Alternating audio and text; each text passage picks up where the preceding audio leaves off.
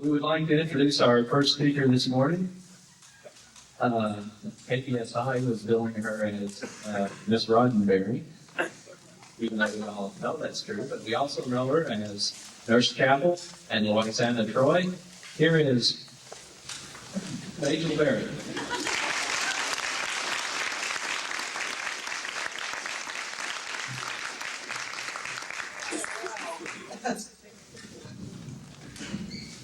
I know why you said that.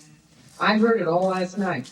Now, the only reason I heard it was because I was wide awake, coughing myself to death. I caught almost, I don't know what it was before I got here, but it was touch and go as to whether or not I was going to be able to come. And Gene said, "You're crazy." And I said, "Well, I'm crazy." So I stayed in bed 2 days, and I said, "That's going to do it, boy." And I was feeling good, and then last night it just went. It has nothing to do with being here, though, because we had a marvelous dinner last night. We went out and we got crawfish. We don't get that back then. They don't have anything like that. It's silly. I mean, they run all over the place, but it was so good. Anyway, I don't really speak. I'm going to be coughing a lot, so excuse me. I'll try to cover my mouth and all that sort of stuff. But mainly what I do is I kind of chat with you and we talk, and you're going to just have to ask me questions. And I'm going to try to cover as much as I possibly can, because for me to get up here and spiel to you, which I can, and go over a bunch of things that you've already heard and don't want to know about anyway, just go ahead and ask me questions. I will tell you that I saw Gates' baby. She had a 9.5-pound baby boy. Oh, wow. And it was born on Monday, I guess, and I saw her on Wednesday. And she is the happiest person you have ever seen in your entire life. He doesn't have a first name, but his last name is going to be McFadden Talbot. So that catches you up on her. Brett, as you all know now, has his record out. Doesn't he sing like a canary? Oh, he's marvelous. I was so surprised. And of course, I think the sunspots behind him are great. And for those of you who don't know who the sunspots are, they are Patrick Stewart, Michael Dorn, LeVar Burton, and Jonathan Frakes. They sing backup on one of the songs. And then for the ink spots, they do one of those renditions of the ink spots, and Patrick, with his British accent, is doing the talking. If I didn't know, or what is whatever the thing is. And it's so funny because he thinks he's using an American accent. Let me see. So what's going to happen new? I guess we start production on the new show, on the new segments and new series, fifth year anyway. On is it the 8th now? Anyway, they're all ready to go. I think they've just now cleared the set. What they did was they redressed. I don't quite understand how they do this, because all of a sudden 1701A has gotten bigger in the bridge. That's got to be noticeable by some people, but seeing as we already have the set there, they just took it and redressed it. So 1701A has a big face. How it got that much bigger, I don't know. Anyway, it looks different, but they've redressed it, and it's ready for us to shoot in again. But I understand 6 is going extremely well, and that you're going to love it about December 13th, if Richard hasn't already told you. What? Friday the 13th, yes, how about that? Well, why not? Worst things have happened to us. Besides, we're not superstitious. Saturday, 14th, you have to be worried about, not Friday the 13th. That's true. Go down and see. Well, no. See, the papers won't be out by that time. It's Monday, the 16th is what we're going to have to worry about if we're still open. It's going to be a good picture. The script is not that bad. There are some objections. There are some objections to it not being entirely Star Trek, as a lot of them haven't been. But pure Star Trek doesn't have to be pure in order to be Star Trek. And my personal opinion is I think the script is good. And I know Nick Meyer's a good director, and I know the guys can all do their parts. So, what can really go wrong? They have an ice planet thing that I've heard some of the scenes are just sensational in. There's a lot of action in it. It has Klingons, lots of Klingons in it. As a matter of fact, Michael Dorn plays his own grandfather. Yeah, he's a lawyer in it. He plays his own grandfather. So that's going to be fun. And Whoopi is in it. And let me see, who else they drag in? Oh, they drug in everybody. All right, that takes care of 6. And as to whether or not, I mean, there will be a 7, believe me, as long as Star Trek keeps making money, there will be a 7 movie. And the only thing that there might not be, which I don't understand, but the series is projected for 125 to 150 segments. That way they can get their full money and full value out of the reruns. However, in this day and age of being able to tape all these shows, I think some of the value has gone down, but perhaps not that much. However, they have now released the episodes. And I kind of think, because I was talking to Mel Harris the other evening, and I said, are you really going to cut it after 6 years? He says, Majel, he says, who knows? He said, at that time, if we're like in #1 position and we can make the deals, it all depends on deals and money. If we can make the deals with the stations, then it could continue on for 7, 8, 9, 10 years. Another possibility, of course, is to retire this cast, get a next generation in, and start it all over again. I mean, I'm not saying that's going to happen, but it is a possibility.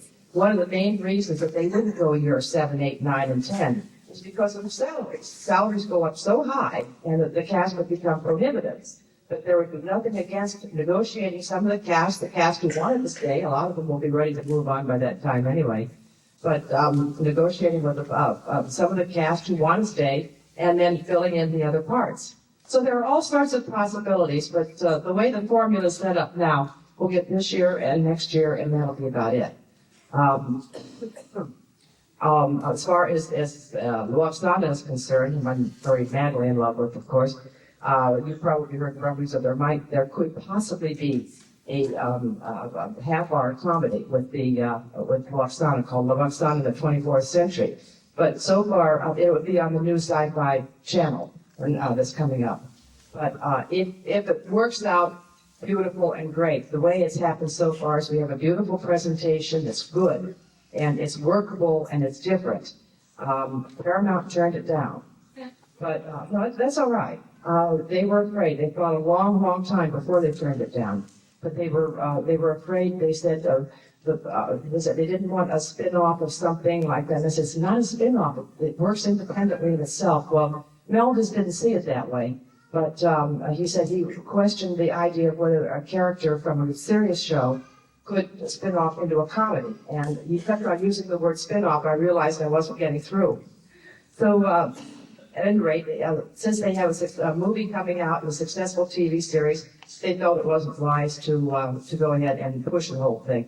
So what we might have to do, and we have interest from, very strong interest from 3 other companies, we might have to change the name of it. But of course, if I'm in the part and it's the same kind of part, you'll know who it is.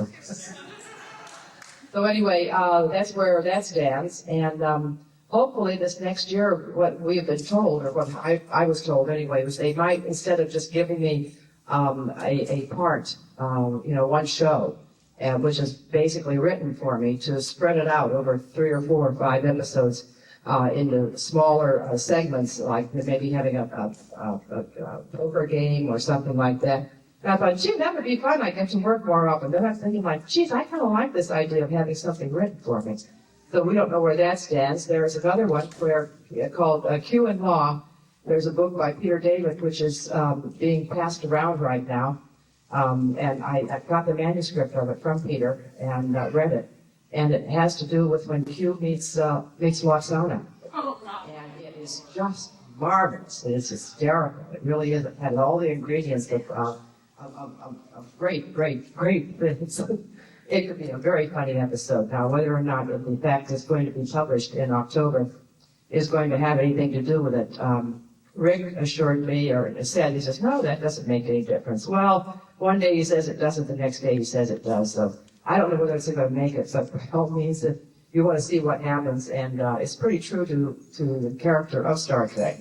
But if you want to see what happens, by all means, get the book when it comes out in October if you haven't seen it. or gotten word that it's going to be done before then. Oh. Here we go. You guys have something you want to say to each other? Oh, wow. Ooh. Please don't start. Let me see where. Oh, I was on Lwaxana. I know that what Richard will probably talk to you about later is the fact that you can now write scripts for Star Trek.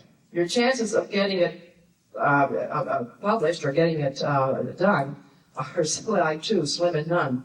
But if you really want to buck those odds, there are all sorts of formulas and things, and they have all kinds of papers and stuff that they will send you. If you are really interested and can't wait to send to the studio for them, we do have some over at the Lincoln table, which if you just want to stop by, here's one that's the submission guidelines for Star Trek Next Generation. And I can read you the first couple of paragraphs anyway, which will probably decide you to not even bother to try. Each year, Paramount receives hundreds of speculative script submissions for Star Trek The Next Generation. Since the studio only produces a limited number of episodes each season, most script submissions cannot be used. In fact, nearly 99% of all submissions are rejected. For those writers who choose to challenge the odds, the following submission guidelines have been established. And then it tells you exactly how it must be done. And then there are a bunch of books and things that we have which will tell you how to write the silly thing, and tech manuals and things like that. So those of you who are interested, you can stop by at a table and just read this if you want. If you want to get there's a release form in here. If you want to get the release form, you can write the studio. I think they'll send you one for nothing. If you have to have it today, we've got them. I think they're for sale, but I don't know what they are. It's not very much money. All right, I got that out of the way. What's next? Questions? Give me some questions. Yes. Right there. Whoopi is in the movie? We don't know Yes. if she's out of it. Oh, I heard she was in. Is Jack Palance? Jack Palance? No, he's not in the movie. No, I can't. We got some marvelous actors in the movie. I can't remember one person's name. I was when I was talking to you before, trying to talk about the movie, I'm thinking, who's in it? I can't know why, it's going right over my head. So you're just going to have to wait and read them, whatever they are. No, I think it was Ricardo Montalban, but he's not in it either. That would be hard. Okay, who else? Ask questions. Yes, right here. Is Christine Chapel alive and well in the 24th century? Is Christine Chapel alive and well in the 24th century? Obviously not. She hasn't appeared as Christine Chapel in The Next Generation. Of course, how could she? But no, and evidently she's not even alive in the 23rd century because she hasn't been in any of the movies. So I don't know how to answer that. That's unfortunate too. I wish it weren't the case. I would have loved to have done the movies, but somehow or other it might be all right for Majel Barrett to be running around the set, but not Mrs. Roddenberry. I wash my hands of it. Right over here. You know if Laura's going to come back? And who's going to come back? Dana's twin. Is Dana's twin going to come back? Probably not. Unless, I tell you what, the way Star Trek works, the script comes first. The story comes first, then the script, the ideas and so on. If one of our characters happens to fit into it, and there's a formula, you must write around that formula. But if there is if it fits into the formula, then those characters will be developed within the story. But you don't say, okay, we're going to do a story about so on. What they do is they put out lists to the writers every so often. They say, okay, now, if you come across something, keep these people in mind. These are the ones that we would like to use. We'd like to emphasize these people in something, and they'll put out a list. I know. Delancey and I were on that list until way last year, because no one just came up for it with anything for it. But what they did come up with eventually was wonderful. It was an awful lot of fun. So, yeah, over here. Will we be seeing Worf's grandson anytime in the future episodes, maybe as being an older?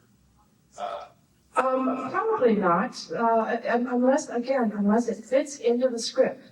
The script comes first. That's why this is the best show on television. Because you do not make any exceptions to that rule. The script comes first, the story and the script. That's why it's an excellent show. That's why with all that money that you see up there, it sounds like a lot. It's not a lot, not for a science fiction series. And every single penny of that $1,300,000 is up there on the screen. It's well done. It's the best produced show on TV. Boy, yeah, right over here. I have a couple questions. Have they already filmed the ending to Redemption? And is it true that they have like several different endings to it? No, we haven't got time to write several different ones. Yeah, it hasn't been filmed though, but because we haven't started shooting yet. But no, the ending has not been filmed. I guess it's the 8th or 9th or whatever I just said, or whatever it's going to be, or whenever the stage is ready. That's the due date left anyway, and that's when that one will start up again. How did you like Denise in that? Really? Well, that's exciting, doesn't it? I'll explain her. Over here I saw her. Oh, you had another question anyway. My question was, did they film more? They have like more than one ending. No. Because there were rumors flying around on Star Trek Bulletin Board that said they had like several different endings. Well, maybe they were thinking of several different endings at one time, but this is the only script. See, last year when we did this, we had no idea how to end it. We just left the cliffhanger out there. This year they had the whole thing. So they knew where the stop was going to be, and they knew how they were going to end it. I don't know, I haven't read it, but to the best of my knowledge, only one script has come in. Sometimes I don't even see them, let alone read them. It's a shame, but. Okay, who else? Right there. I have a question about the animated Star Trek. Yeah, You did several voices on that, didn't you? I did everything in that. Anything that sounded nearly like a woman I did before, and I played all those characters, yeah. Do you happen to know why Walter Koenig was not in the animated Star Trek? Did he not want to do it? Why he was not, you know, that's right, he wasn't, was he? I don't know. Why wasn't he in the animated Star Trek? Chekhov was not in it. That's very weird. I don't know. I hadn't even thought about that. Are you sure? I don't recall seeing him there. You're absolutely right. Very strange. I have no idea. It really, it really wasn't something that we were all greatly happy with, because when we envisioned animated, we was thinking Disney. And when we get these cardboard-looking characters, okay, that's yeah. Seinfeld's marvelous costumes that you wear. All of the costumers, like we just went right from the beginning. Bill Tice did one. Who was the gal? Oh, she did the Manhunt ones that were marvelous. And Blackman did the other 2 years. And I think he's back again. I don't know why he would sign on for 3 years. We only usually keep him 1 year.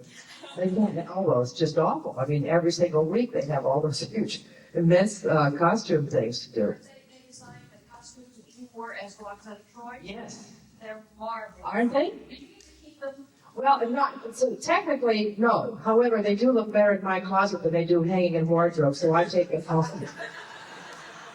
I mean, this is the only case where I pull rank ever. But I figured I'm going to have a little bit more fun with them than that. And, we've recycled one of them already. But instead of having to go upstairs or wherever they keep the things, or letting them get out of hand or out of my control, I don't want to have to go scrounging for them at the last minute, so I just take all my wardrobe home. You can't wear them, It's not a matter of being able to wear them when you go out at night or for costumes or something like that, only for costumes.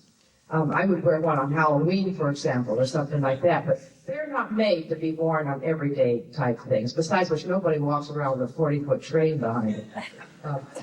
Some of these things are really a little too wild. But, no, I do take mine home, yes. I'll admit, yes. Since FASA doesn't have the licensing anymore for the Star Trek role-playing game, is Lincoln going to put anything out for it, or? No, Lincoln does not. See, Lincoln it's not merchandising. It's strictly memorabilia. We don't put out manufactured stuff and dolls and things like that. I mean, the big companies do that. They do it much better. They're equipped for it. They're rich. They have distributions. They have all sorts of things. We just deal with the soft stuff, the memorabilia. If it's used on the set, or if it's used around, or if it's, even if it's off the set, pins and things like this, whatever is authentic to to Star Trek and the making of Star Trek. That's what we do, and we're the only ones that can sell scripts. I made that deal with Mike Franklin over 25 years ago, or about 25 years ago. They had the Writers Guild. I'm sure he could shoot himself for it now, but the deal is made. But any other scripts that you see anywhere are absolutely totally illegal. And I'll tell you, Gene and the entire Writers Guild would appreciate it if you don't purchase those scripts, because it just cheats the writer, and that's not fair. Yeah, Ben. When I was at St. Louis DreamWorks, they had an auction, and they were selling scripts there at the auction. And I bought one of them, not thinking that, I thought that since it was through the auction that it was official. But when I got it, I realized the whole thing's a copy. Yeah. You can't. They're just not legal anywhere. If they come from the studio, if the studio sends them out to you, that's one thing. That's their thing. But then they should be paying the writers too. I don't know, if something like that they wouldn't. But you see, we pay writers. We make a yearly contribution to it, and we've always upheld that. And we just appreciate if you guys wouldn't buy bootleg scripts, because if I'm not around, they sell them like mad. And no, I see them, and I go over and I take a whole great big boxes of the stuff and just said, bill me. Right over here. I absolutely love the jewelry. Do you design it yourself? I thank you. No, I just figure if it's outrageous, it's mine. I love outrageous jewelry. Don't have to worry about, nothing I ever wear is real. And so I don't mind. Somebody comes up and says, give me that. I said, sure. I have a lot of fun with something outrageous. That's why when this part came up, Gene came home one day and he said, Majel, I've got the perfect part for you. You don't have to act. Okay, right next to you. Is there a way to get one of those hats you were wearing yesterday? Oh, one of those hats. See, that's something else too. I'll tell you the story on that. I was down at the Mart one day doing some regular shopping, and it's a wholesale place only, and you have to have a retailer's license to get in there. So I'm walking by this hat, and I kind of liked this hat. It was very similar to the one that I was wearing, but I mean not quite. And I walked by it a couple of times. I said, "What do I want?" Or something like that. I kept on going by it, and I said, "Okay, how much is it?" They said $60. I said, "Oh, well, now it's a straw hat. It's going $60." So I said, well, it's certainly not worth it, but okay, I'll buy it. And so I bought it, and I'm taking a look at it. No matter where I walk, somebody like yourself is walking up to me on the street, in the middle of the street, and they're saying, great hat, and things like this. And I'm looking at, Jesus, I'm getting this kind of reaction from people. Maybe it's worthwhile trying to make, because I could make a Star Trek hat out of it. And so I start to look at it, and I say, this can't be too difficult. The size of it is not going to cost that much money. It's ridiculous. Well, the parts and the pieces do not cost that much money. They cost a good amount when you make, because I had to have, well, this is prettier than that one, and this is prettier than that one, and so on. So the beads became a problem, everything to make. It took me 5 hours to make the first one. These end up taking me about an hour and a half. I lost 1.5 inches off these 2 fingers. I just decided I was in and out of the hat business so fast. But I made 70 of them. I took them on I made about 100 of them. And I took them on the cruise with me, and every single one of them, right? And I said, I think I'm in the wrong place. And everybody said, Majel, why don't you go into like Neiman Marcus or some of the boutiques in Beverly Hills on Rodeo Drive that you can sell them? I said, my worst fear is that I walk into one of those places and they'll say, okay, I'll take a dozen. I'll tell you, if you really, truly want one, you can talk to me later on the thing. I've still got some at home that I'm working on. But I really am not going to be in the hat business unless I can find a much, much easier way of doing it. I mean, that's a lifetime job. But they are pretty, you're right, Joe. Yeah, right here. And you recite Lwaxana's title from memory. I am Lwaxana Troi, daughter of the 5th householder of the sacred chalice of Greeks, heir of the holy rings of Betazan. Who are you?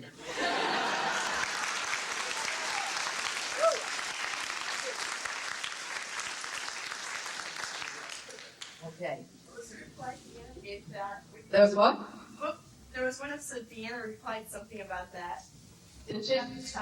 But the Polaris is looking. That was an old, there was an old clay pot or something like it.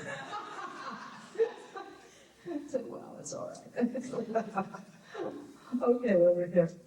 Was there any script to follow up on Half a Life? Was there a script to follow up on Half a Life? No. The problem on that was somebody came up with an idea, which is not, was not a horrible idea. You saw at the very end of it when she goes up to Picard and she says, I promise I won't cause any trouble down there. Well, can you imagine Lwaxana letting the man she loves die without any problem? So there is a possibility. But as Rick said, he said it's interesting, but we have a time problem because when we're there, it's like a continued thing, and they don't show those things together. I mean, if it were a two-parter, and who wants to sit there and weep for, for 2 hours? But if it was something, but if you could bridge that gap, and then he said, I think it's time to get back to something a little more humorous anyway, which I agree with. But what happens on the planet could have been humorous too. Well, we had some humor in this, but it doesn't end up that way, does it? However, let me tell you, the ending, I always say that they filmed for the ending, I always say they filmed the cop-out, because the original script that I had, and at the very last scene was she had already been down the planet, she'd come back, and she was sitting in her room, very forlornly, and of course Picard comes in and says, can I help you, can I get you anything? And she says no, and he says, did everything go all right? So yes, it was very lovely. He said, as a matter of fact, all of his friends were there, all of his relatives, and as a matter of fact, he actually looked happy. The very last thing he did was look up at me and smile. But it was wrong. He's still dead. Blackout. Now that one just kind of takes you in the stomach and tears right out of you. So that's that was they shied away from that one. So I always say they filmed the cop out. Where as I ascend the stairs, I always felt like I was saying, it's a better thing I do than I have ever done. It's a better thing I hope to than I have done. But whatever, it worked out all right. And besides, that did leave it open if they could ever bridge that gap of time. It did leave it open to maybe she does get into some kind of mischief down there. It's kind of hard to put the two of them together and having that much fun about death and about such a serious subject. But if we can bring Spock back to life, I guess we can handle anything. Okay, next. Yes. Are we going to see any more of Lwaxana doing telepathic communication with Troi? Will we see Lwaxana do telepathic communication with Troi? Sure. That's what they do. It's fun. It's interesting. And this last director has finally hit upon it. The thing that I really kind of wanted to do in the beginning is when you had a real repartee, is to do the sound ahead of time, because it's so hard when Cause is sitting over there and he's reading the line like this.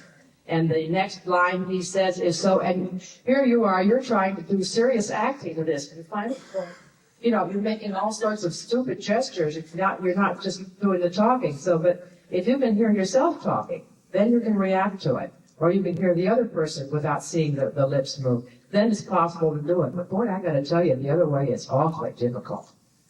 And here's a filing, either you know that or you've tried it or something. I can imagine it. It's just, if you're not thinking in the same way, but the timing is entirely different. I mean, I can do, and between when Kaz is doing it, I can do a whole 3-act play before he gets to the next sentence. Yes. Somebody? Yes. And how was that episode with Tyler when you got are you going to go out with Rex anymore? Rex, I guess not when I found out he wasn't real. That wasn't fair. But I love that line when she watches. Oh, I'm so surprised you let this part of the ship get that dirty. Oh, my. What a character. I love her. Yes. How much, can you tell me how much, do you know yet, money was budgeted for Star Trek 6? Yes, it was 27 million. Then they wanted some more millions, but they went up to 29.5 million. That's not much.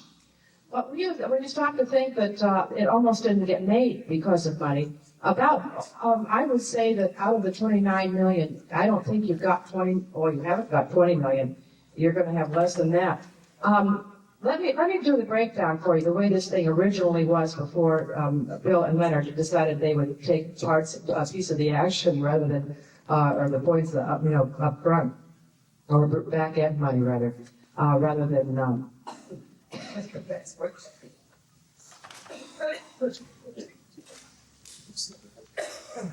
Oh, my. sickness and disease. They were each, by contract, supposed to get $6 million apiece. Now you start adding. Gene has to get his cut, whatever that is. The producer, who was, at that time, is going to be Harv Bennett again, he gets his money. Ralph Winter, the writers, the director, all of the upfront actors, the other actors, I don't know exactly what Gene's getting, but unless he gets at least over $1 million, they screwed him again. And the other actors have to be getting up there pretty much too. I mean, I know that at least anyway, what you're looking at is probably in the area of $20 to $23 million. That's before a set is built or a camera rolls. Now that's too much money. So what they had to do is they have to say, hey, everybody's got to take a cut, or we don't make it. So naturally, the most likely would be the two leads who are getting the $6 million apiece. They would probably settle for $1.5 million too, and plus a whole bunch of points up front, which the studio doesn't mind giving out. That way, at least they can get the picture made. That way, you have some money to build your picture with. Otherwise, there wouldn't be any picture. 29. If we had $29 million, $30 million just to work with, it really wouldn't be a whole lot for a science fiction picture.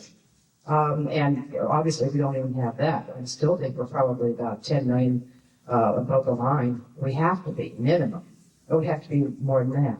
I don't know what it is, but at any rate, my guess is that we don't have over $15 to $18 million to work up with a picture. That's a guess. Over here somewhere. I saw a hand. I didn't see a hand? I better see a hand. Yeah, back here. Do you have any idea who is handling the special makeup on this film? The special makeup on this film, somebody who happens to be a genius, I hope. My God, they have this film, besides all the Klingons, they have scenes that involve aliens. There are 20 million different aliens. The girl that they come across changes into 40, 50 different people. There are all sorts of effects, and the makeup has to be incredible, as are the costumes. There's a big part of your budget right there. Michael Westmore was asked to do it. It was ours, but he said he turned them down. He said, number one, they don't have enough of a budget. That's kind of scary. And he said, for the amount of work that they want done, he says, number two, if I come up with something creative, he says, I want to save it for the next generation, which I think is awfully nice. That's being faithful. Wow. But he could have, and it would have been a good paying job, but it would have been so much work. And I don't know who took it over, but I might see him. He said that what we did do is we gave him a lot of heads and we gave him a lot of stuff to use that was ours. So they did get some of the stuff they didn't have to build, but it's tough. Yeah. Who's doing the music for Star Trek 6? You give me a name and I'll tell you yes or no. Turner? No. Goldsmith? I don't know. No, he's not. I don't know. No. So I don't know. When is Richard going to be here? He knows all those things. I really don't. I know the name, but I can't think of it. So it maybe Who? No, Goldsmith's not doing it. No, I really don't know who they went to. I mean, I do, but I can't think. I can't even really come close right now. Nothing's hitting thing. Huh? Michael Caine? No. No. Elfman? Now they're all sounding alike. You're asking the wrong person. You really are. I think almost everybody else knows more about that than I do. I really don't know. Over here. Have you worked with John Lansing before? No, I haven't. And I would, oh God, I hope this thing comes through. Well, you guys have started to ask for this, like as John told me last night, since he heard it 3 years ago. Well, so did I, but anything I say goes in this ear and out the other as far as at home is concerned. And I said, well, she's only pushing herself. But it would be very, very interesting. And they said that they've kept an open ear to it, but no one has come up with anything. And this one really works. It is funny. And he takes her, and he bests her to start with, entirely. And it looks like she's on the losing track. But she dances off merrily with him until he turns on her, and then all of a sudden, hell hath no fury like a woman scorned. I won't tell you what all happens, but then it's fun. But we all end up where nobody gets hurt, and everybody goes off and does their own thing again. So all is well that ends well. Nothing has changed. Tragedy has been averted by the secondary plot, which is a sort of Romeo and Juliet thing. And a lesson has been learned by everyone, and everybody has good parts in it. And it's just, it's fascinating. So hopefully we'll be doing it. Well, I don't know. Yes. The story you're talking about, does it take place more the Enterprise or on Beta Z? No, it doesn't take place on Beta Z. It is on board the Enterprise. Yeah. As a matter, there are people writing on the outside on top of the cells and things. Very good. Oh yeah. Do you think Lincoln Enterprises will ever issue an official blooper reel so we get a good? No, there will never be a blooper reel. They're totally illegal. They were only out for entertainment purposes and for the purposes of people like Friends. And what happened was that was violated so badly that when I showed I used to bring the first year's reel around. Well, when the second reel came around, I was going to edit, there were some objectionable parts, and I was going to edit it out and bring it out the same way.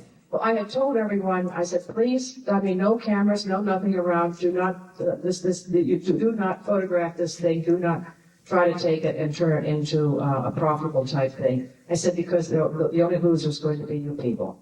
Well, some horse's ass in Boston, when I had it there, I showed it, and he put a camcorder right there, like this, and put the camcorder on it without, my knowing it, and photographs the thing. The next thing you know, it's popping up all over. So I said, forget the second reel, I will never bring another one, and I didn't, and I won't. But you can blame him. I mean, a lot of people know who he is. Find out, go hit him, I don't care. He just ruined it for everybody else, so, yeah. What's the history of Lincoln Enterprises, and how long have you been associated with it?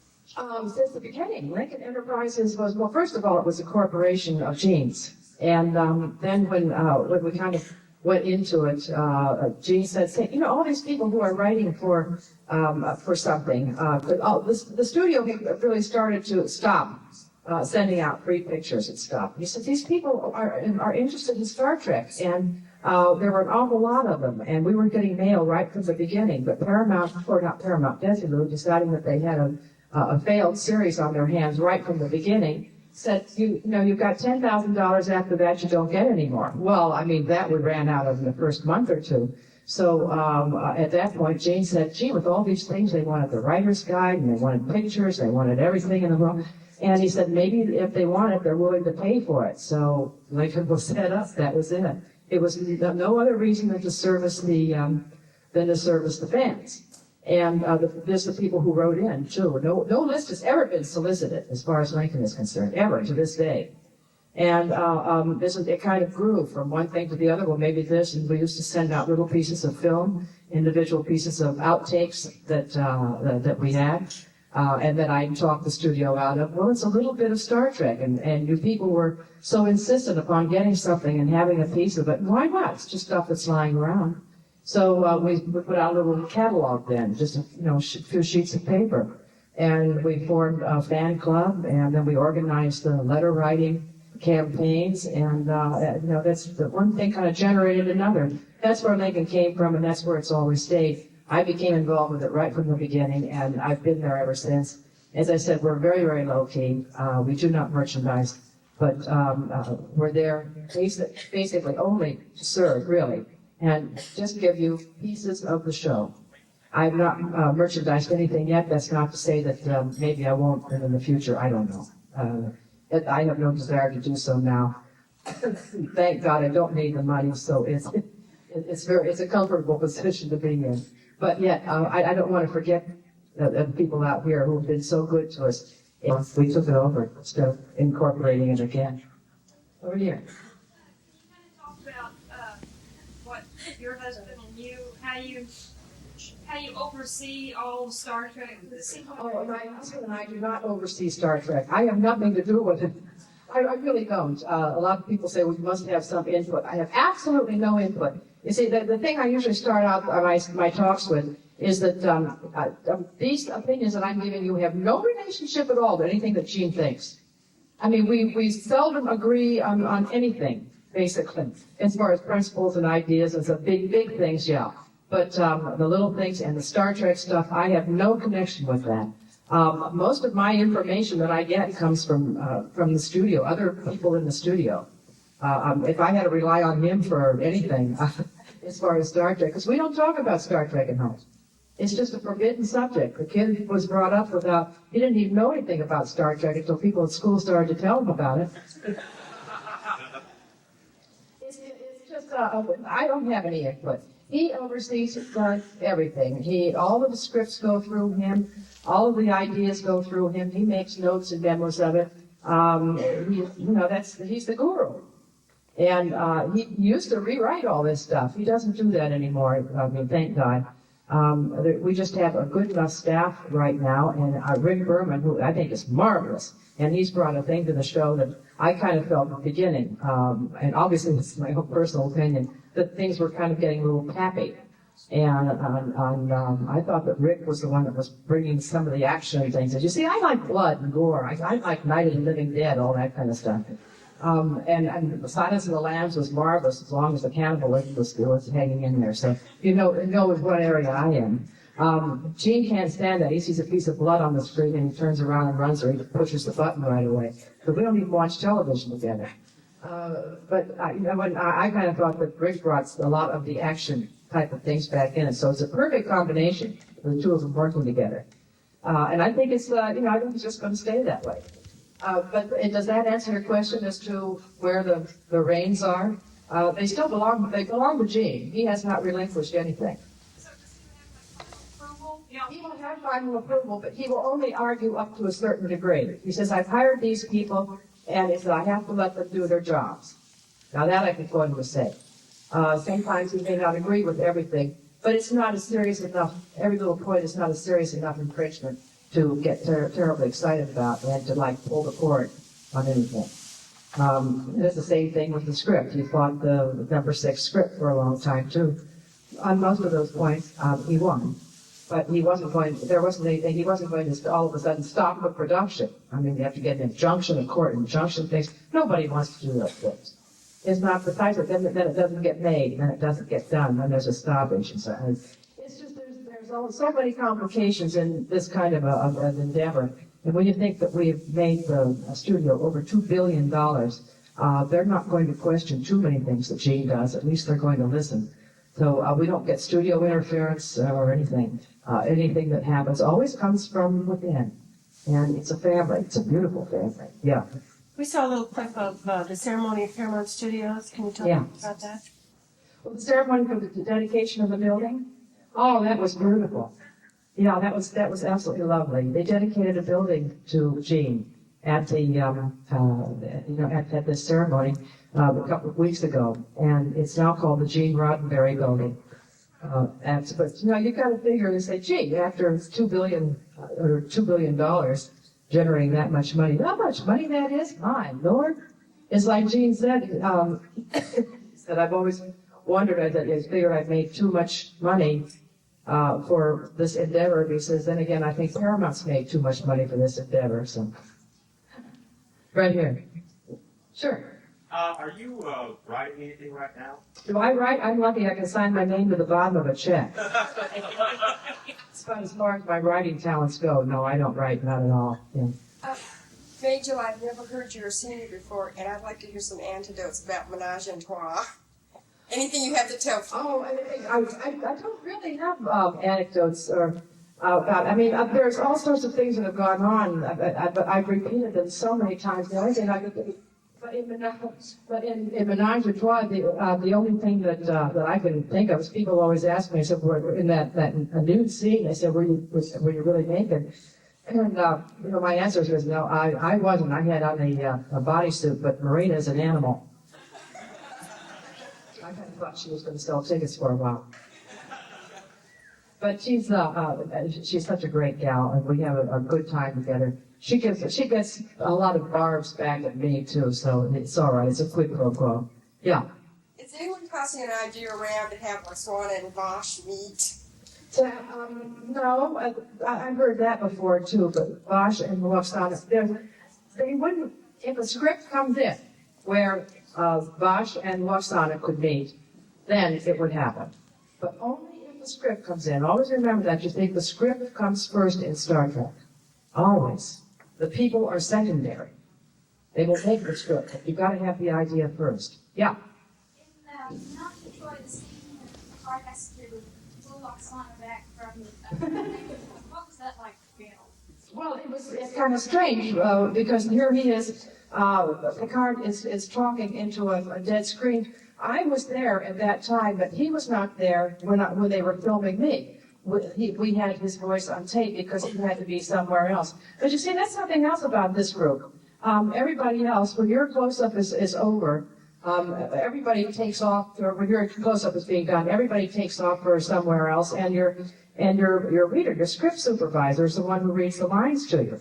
It's a little more difficult to act, but in this particular show, if you are available, if you are anywhere around and somebody isn't using you, you are there and you are up to full performance when you're off stage.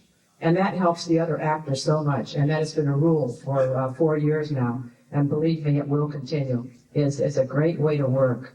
But Patrick couldn't be there because he wasn't even called in that day. And he was off in the Netherlands somewhere doing something else. So we had to react to Patrick, his voice. But when we did it, we were sitting over on the side, and when he pulled this routine, I thought, oh my God, here he is. And it went on and on and on, because once Patrick starts into Shakespeare, that's it. There were only about 3 or 4 lines written. He just knew the rest of it, that's all. Like a red, red rose, and he kept on going and going and going, and my God, when you saw those looks of mirth on the people around, they were real, because everybody was laughing their heads off there. And he was having the best time. Something that scene was not an acted scene. That was for real. He's great. He's so much fun. God, you should see him do the Christmas Carol. Oh, that's good. Yeah. Any chance Lwaxana's going to get Picard in her clutches, even if it is for an hour? Is there any chance Lwaxana gets the card? Sure, if she holds him down. Maybe she could sedate him, or I don't know what would happen. I wouldn't imagine so, because then all the mystery would be gone. I mean, shoot, why do that? That just ruined it for everybody. But it's a thought, anything could happen. It's not going to bother her, whatever it is. Right here. How's Gene's health doing? How's his health? His health is okay. He looks good. He's marvelous. He just got out of the hospital after having a whole bunch of tests made.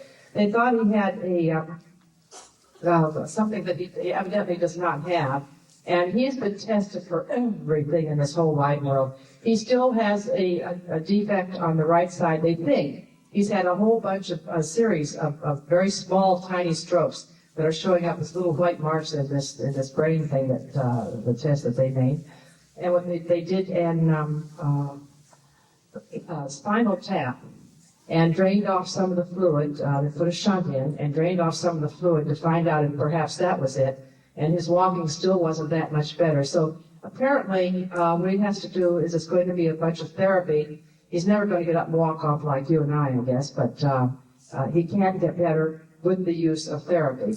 Evidently, it is a series of strokes, unless they can find something else, and nobody has stopped yet, but I don't think there's anything else left to go for. My God, we've even hit on small spiders that might have done it, or a disease that he got when he was over in Valley somewhere. But I don't know outside of that. But his health is fine. He feels good. But the speech and the arm and the right side is not totally normal. And it's unfortunate because he was a very, very active man. But the brain is still there, so. And the voice is still there. As long as he has the voice and the thoughts, it'll all come across. Okay, who else? Yeah. How's it feel to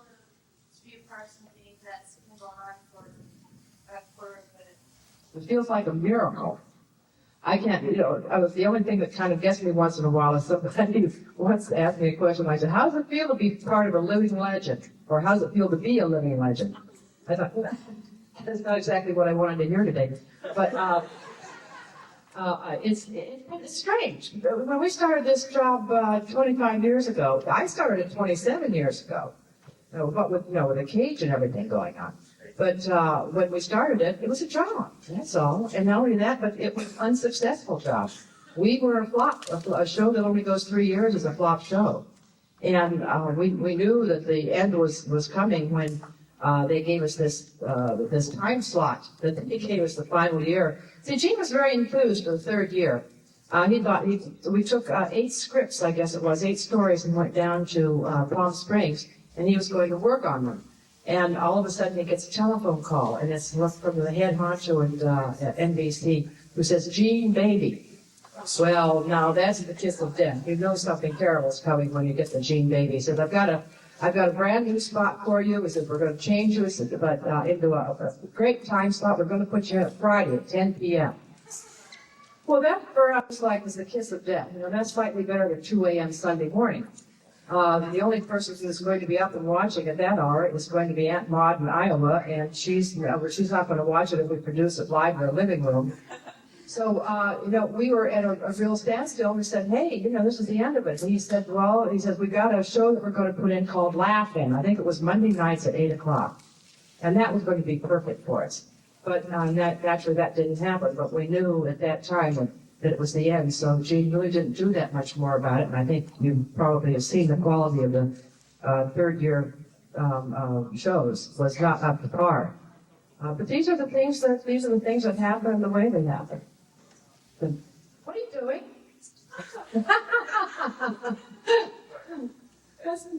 Time for the local TV. That's marvelous. This bee was going up there, and I thought he was looking down her throat. Okay, what else? Next question.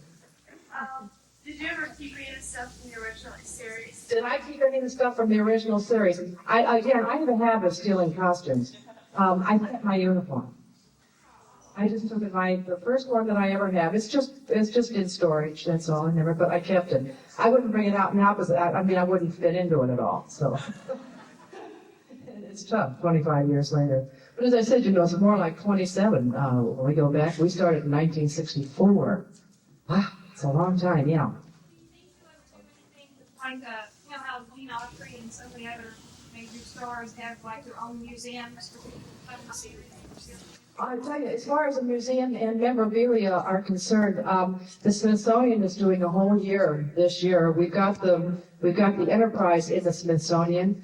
There are a lot of exhibits that are in there, and I think UCLA has a bunch of stuff.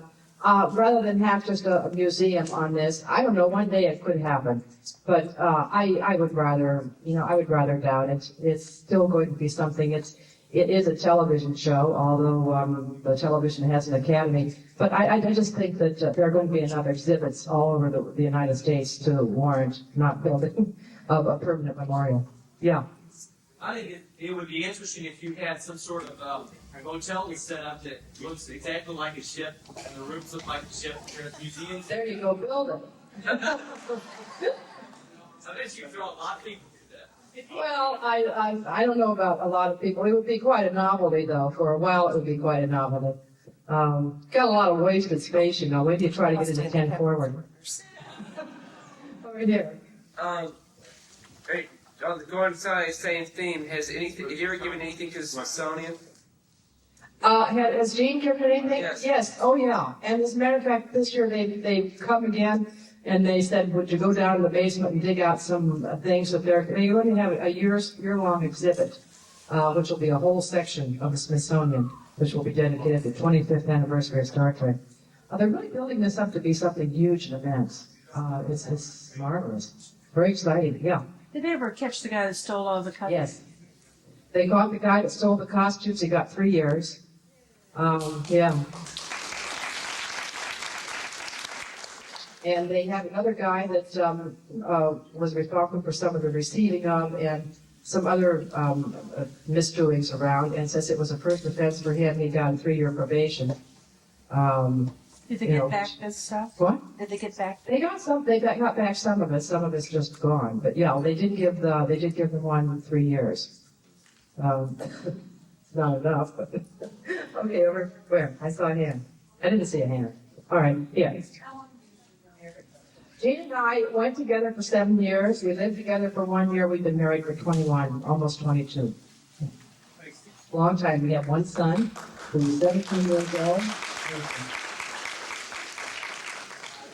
He's 17 years old and just a pistol. Oh. Anyway, when he was 3 years old, he wanted to be a race car driver. He's now 17. He still wants to be a race car driver. It's right here. Did number one have an name? Did number one have a name? See, I had a marvelous theory about that. That Gene says, no. I said, well, you never developed it. At least I did. But I always thought that she was an alien. And number one was really just like, Riker is. He's called number one because it was number one down the post of command. No, she was never given a name, but I just thought that maybe number one was basically her name because on her planet they are born and raised genetically so that, she was born for excellence and created for excellence with genes and the things, But eventually we're going to be able to do this. And let's say 300 or 400 years in the future, you will be able to actually clone people and to have, you certainly can have the gender now, you can have them look a certain way, you can have, there are all sorts of incredible things that are going on genetically right now. So she was bred for excellence in the area that she was a specialist. Therefore, she was a natural for Starfleet. And although she was brought up in a loving home, or maybe a loving home or not, I never went into it that far. But Gene, when I told him this, looked at me as though I was strange. So I never pursued it. But as far as I'm concerned, it's my character. That's where she came from. Yeah. Officially, was she just ceased to exist after the cage? Was she reassigned? Does she still exist in the original Star Trek? No one has ever, in the Star Trek world, no one has ever dealt with number one after she was unceremoniously fired from NBC. The story of that, of course, was when we finally got the pilot made. NBC took one look at it and said, this is too cerebral for those slobs out there in television land. So, but we think you have something, so we're going to redo it and do another pilot and see if we can't sell it from that point of view. But you're going to have to make 3 changes. It's number one, you've got to change the woman who's second in command because it's a totally unbelievable situation. No woman could ever be second in command of a starship. And it's number 2, you have to change the guy with the ears because that's unbelievable too. Besides, he looks diabolic. And Gene, knowing it was going to break my heart, but he loved the Spock character so much that he kept the Spock character and married the woman because he didn't think Leonard would have it the other way around. And the third thing was that Gene had wanted to have originally a 15% men and women. And NBC said, I can't do that. That's going to look like there's too much hanky-panky going on board the ship. So Gene thought about it a few times. He said with all these other things that he was demanding, he decided to go back on that because he felt that 30 good women could handle a crew of 300 anyway. Okay, it's sexist, so what? Let me see, back here. Favorite episodes, yours and Gene's. The what? Favorite. Favorite episodes of what? As what character? Classic. Oh, the classic? Well, my favorite one would have to be What Little Girls Are Made Of, because that's the only one I had anything to do with. Outside of that, I had 3 years of Yes Doctor. Oh, Mug Time. That was nice, too. Of course it was. There were a few of them that were nice, but What Little Girls Are Made Of, it had to be at least the one that I could get my feet wet a little bit. And Gene, I don't know that he has a favorite. They're probably all his favorites. I know that Harlan keeps saying City. Help me. City on the Edge of Forever. But I don't know. I don't know if Gene would say that that's his favorite. Probably not. Maybe he would. But maybe it was a cage. Of course, that one, it may have been the cage.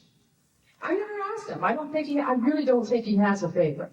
But I know he liked those. I know that he liked some of the things. I know he liked Assignment Earth better than probably the networks did, because that was originally going to be a spin-off, a pilot. And then all of a sudden, NBC just passed it over, without even referring to it. So there went that. Hi, back there. Okay. Do you think they'll ever catch you in a Starfleet uniform? Will they ever put me in a Starfleet uniform? I have a feeling that day may be over. I would love to be in Starfleet. Of course, I am no, Starfleet I'm not. I'm an ambassador. I keep forgetting what I am. We decided I'm a roving ambassador of protocol for the Federation. Can you imagine that for the Lwaxana? Well, obviously she's talked herself into the position, and is the person least likely to be a protocol type of person. Oh, opens the mouth whenever she wants to. Well, it's all right. She managed to get along. So, yeah. I'm sorry this has been asked before. I don't recall. Are you not in 6? I know I'm not in 6. Why not? Well, I think I did that. It might be all right. I don't know why not. I think I know why not. Would enough letters get you in it? No. No. There's no part for me in it. I've read it. There's no part. It was never considered that they would put me in it. They haven't put me in the others. And it's just an unfortunate situation, whereas Majel Barrett might be able to run around the stage. I'm afraid Mrs. Roddenberry can't. It goes very deep, and at first it hurt. It did hurt a lot. I got so used to it that we just sort of it's water off a duck's back at this point. But I know I was there. You know I was there, and I know I was there. That's the important part. Thank you, though. Yeah. Yes. Okay, the question I had, being that you're the voice of the computer on the next generation, do you think they might use you as the voice of the computer for the movie, 6th movie? Oh, no, believe me, they do not want me, dear number 6. You're missing the point. It's not a matter of there just wasn't anything for me in it. They don't want me specifically. Yeah, who else? If not, I think it's just about that time anyway. And he's over here going, like they're going to get the hook out in a minute. I really enjoyed talking to you. As I said, I wish I were up to par because I don't feel too good and my voice is like going. But it really has been a pleasure here, and I've enjoyed it. You guys are just absolutely lovely. You are the heartbeat of Star Trek as far as I'm concerned. I've always said, my God, if it weren't for the fans, and you being the fans, and I'm talking about as faithful as you've been for all these years, I thank you from the bottom of my heart. Bye-bye. I'll be finding call again at the Lincoln table in the room over here. Okay? Thank you.